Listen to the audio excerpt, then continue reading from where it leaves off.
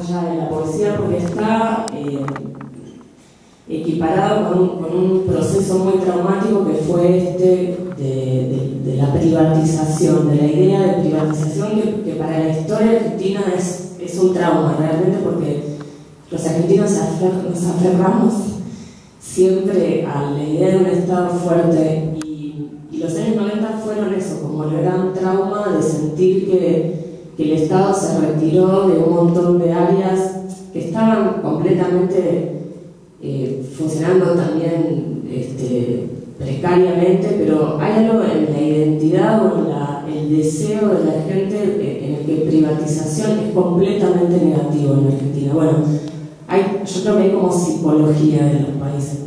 Entonces los 90 fueron ese gran drama y retomando lo que decía él, yo creo que en Argentina sí era la necesidad urgente de escribir, al contrario de lo que vos decías de la digestión lenta, porque pienso que en una situación traumática siempre hay una necesidad urgente de encontrar el alivio, ¿no? Como una cosa medio psicoanalítica.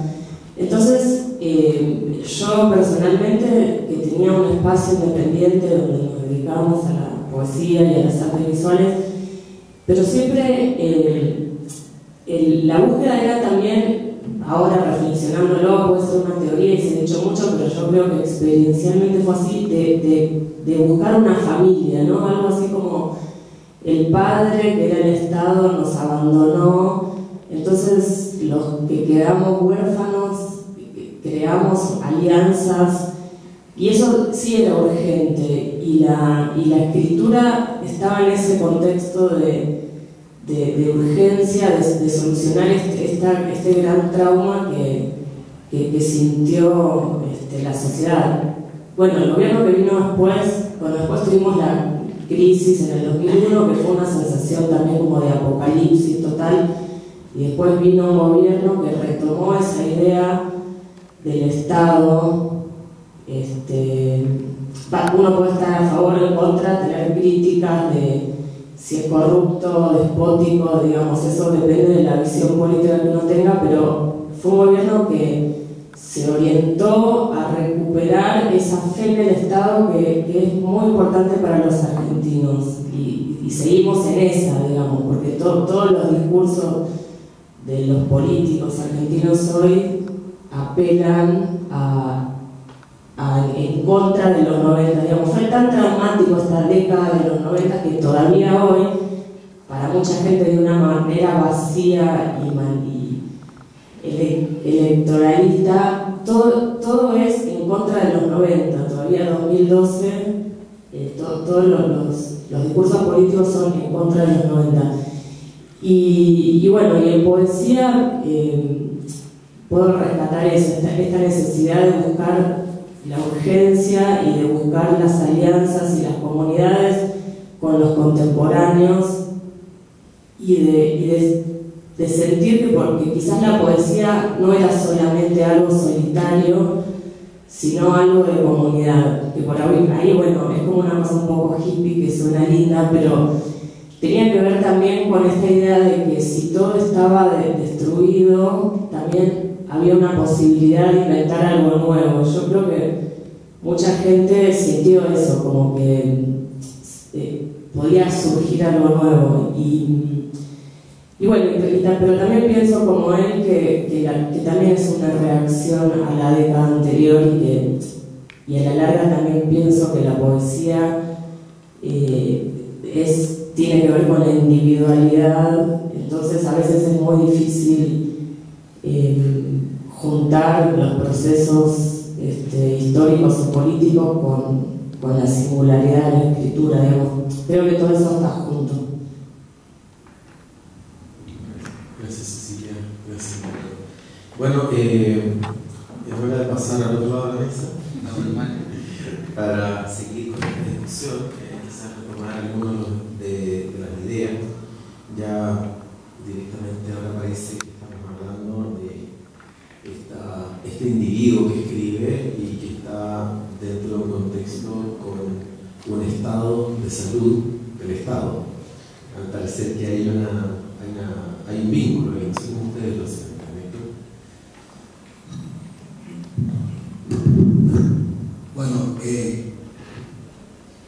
yo siento un poco la presión social de ser un poco invitado de piedra, porque yo he dado un poco de jugo durante poco más de 10 años sobre lo que ha sido la poesía de los 90, y ha sido una visión no muy buena onda. Pero lo que yo hice ahora, o sea, voy a contar un poco la cosa. Entonces estaba Rafael Rubio y estaba acá, y ya no vino. Entonces, mi primer acercamiento que tuve con la poesía, en los 90, con la poesía chilena, fue él. Entonces, yo empecé a leer a su generación, y lo saqué sobre la poesía que me gustó un momento. Era simpático, bonito, inteligente, me encantó. Y luego fui un poco más atrás y descubrí la poesía de los 80. Me pareció más bonita todavía, más entretenida. Y fui más atrás y fue bueno, llegué hasta los 60 ya era espantoso. Llegué hasta los 70.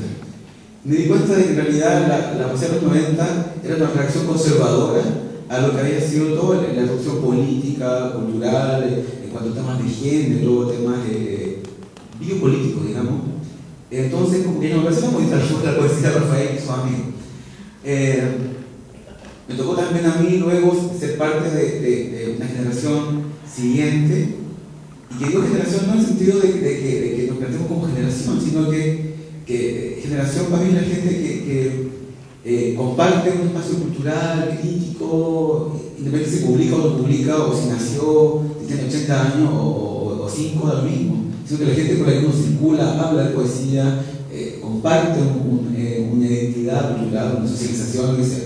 Entonces, me tocó ser un poco después de los 90, lo que venía luego, que fue un poco más llamado novísimo, que a mí siempre me dijeron así como, oye, usted me está hablando novísimo. Nunca no somos somos un poco tarados, pero nunca tan tarados para auto llamarnos los novísimos, porque evidentemente los poetas, ayer fui a la Neruda y están leyendo los novísimos, que son chicos que tienen 23, 22, 20 años. Entonces, los novísimos es eso, es la, como decía Zulita en una conversación que tuvo una vez, él decía, no hay poetas jóvenes, lo que hay son escrituras nuevas o nada. Entonces, claro, te hace pensar en qué es lo que es el poeta joven. Yo soy el poeta más joven de esta mesa, pero afuera de esta mesa, en la lectura que hubo ayer, era el más bonito de todos, quizás. Entonces, ¿qué es lo joven? ¿Qué es lo nuevo? ¿Cuál es el espacio de circulación de esa crítica? ¿Desde dónde yo le hice hace 10 años? ¿De dónde expliqué a los 90? ¿De dónde le critico ahora? Esto es una intensidad histórica. No creo que sea un momento, es una intensidad.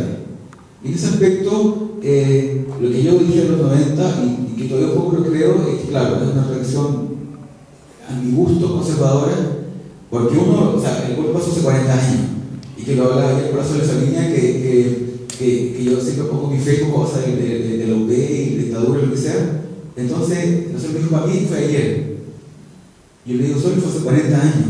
Y me dice, para mí, no sé, ni siquiera es ayer, es hoy en la mañana. Está sucediendo el gobierno de la Chulfo Allende, el golpe, y para mí es hoy día en la mañana, es hoy. Entonces, claro, uno hace un espacio de tiempo, la intensidad, como digo, son 40 años, y uno con 40 años de distancia, uno hace una visión quizás no culposa. Yo tengo mucho tema con la moral y las buenas costumbres, pero yo soy como la moral de malas costumbres, me gusta, no la moral. Entonces yo intento leer la historia o los acontecimientos o la intensidad histórica desde un punto de vista súper frío. Entonces yo digo, bueno, tanto la dictadura como la UP tuvieron aciertos y errores, y no lo veo como buenos y malos, y parto de ahí, porque no hubo buenos y malos, y que es el asunto que es muy concreto. Yo nunca he visto La Batalla en Chile, que es el documental que todo el mundo conoce o debería conocerlo, porque me dicen tampoco, ¿no? Pero bueno, es el documental, y creo que una semana más, un poco menos, se lanza un documental sobre Pinochet, que lo hacen sus partidarios. Entonces, yo me hago una pregunta, claro, la batalla de Chile es parte de una memoria histórica, etc. Pero yo digo, estos otros tipos hacen su documental de Pinochet y lo aman, son fans, entonces yo digo, también parte de una memoria. Entonces yo veo que yo tengo un Facebook, yo soy el Facebook maníaco. Entonces yo veo en Facebook que los tipos van a hacer una funa al documental, cuando se hace el documental aquí en el Cosmopolitan, creo que va a hacer, los tipos van a hacer una funa a estar haciendo el documental de Pinochet. Entonces yo digo, pero ¿cómo es la cosa?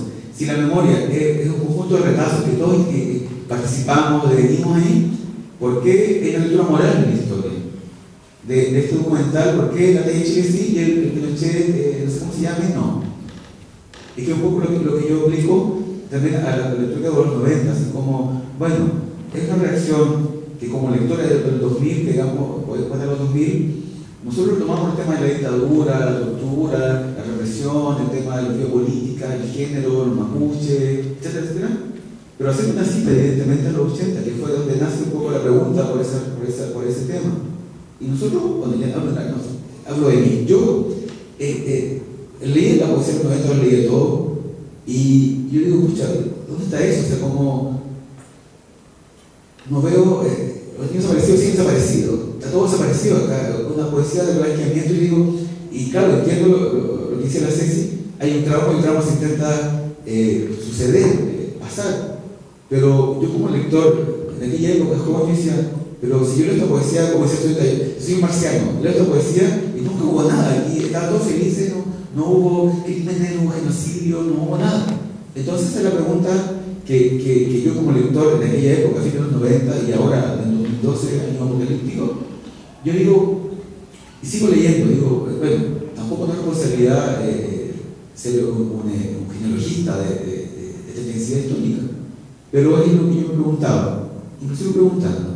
Y para concluir, más que el tema de ya, puede ser, hay un trauma histórico, etc., pero la dictadura ocurre algo que quizás es más violento aún, que es, imagínense cuán violento puede ser, que es el tema de nace un nuevo sujeto, una nueva identidad, que es la identidad neoliberal, la del mercado, que nace en los 70. Al día siguiente, después del golpe, los tipos en la Junta no llegaban a poner el ministro de Economía y con la ley dice a toda su gente de Chicago hoy, y al día siguiente la dictadura comienza un nuevo sujeto, neoliberal. En los 70 se fianza Chicago hoy, todos conocen, y llegamos ahora.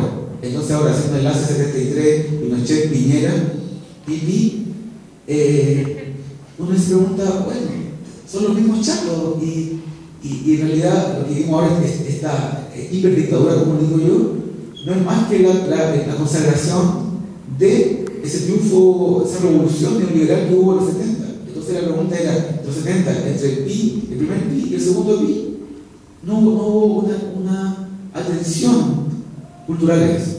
Entonces esa fue la pregunta que yo abrí hace un montón de años y que yo la sigo abierta, no intento responderla ni clausurarla, sino que es una pregunta que yo hice en su momento, que también es parte ya de una genealogía gruesa, pero fue la pregunta así como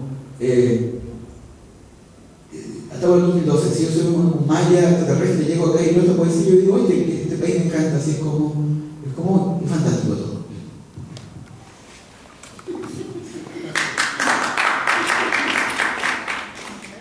Bueno, cuando yo ni siquiera me había dado cuenta que había que hablar de los 90, eso me lo dijo Luisa Fernanda, un día que me citó ahí en Lima un café, y me dijo, hay que hablar de los 90.